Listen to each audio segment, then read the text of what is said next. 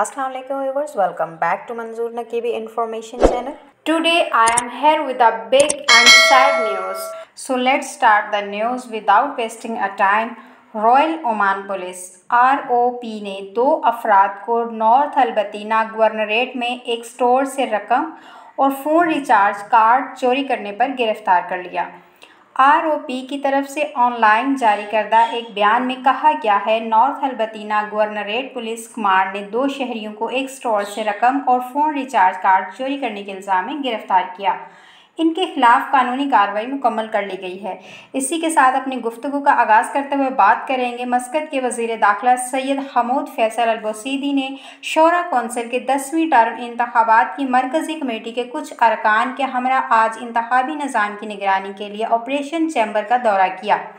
उन्होंने Oman telecommunication company Omantel के e cloud में होस्ट करदा ऐप्स के काम को फॉलो अप किया। सैयद हमूद ने ओमान के तमाम देहातों, वलायतों और गवर्नरेट्स में मवासलाती कम्युनिकेशन की खिदमात फ़राहम करने की कोशिश को सराहा। सैयद हमूद ने तस्दीक की कि खिदमात शहरियों को इलेक्ट्रॉनिक तरीके से वोट डालने के काबिल बनाती है। अपनी बारी में ओमान टेल के CEO तलाल सईद अल-ममारी ने ओमान न्यूज़ एजेंसी को बताया कि सिक्योरिटी सिस्टम्स आला कारकर्दगी के साथ काम करते हैं और साइबर हमले की किसी कोशिश को इतला नहीं मिली है। अल-ममारी ने मज़ीद कहा कि इंतखाब ऐप के ज़रिए वोटिंग का अमल सल्तनत ऑफ ओमान में होने वाली डिजिटल मुंतकिली का हिस्सा है।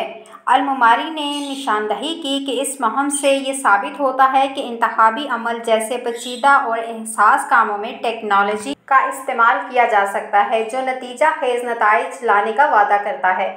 उन्होंने इंतखाबी अमल को हमवार करने के लिए हुकूमत और निजी शोबों की जानिब से की जाने वाली कोशिशों को कदर की निगाह से देखा।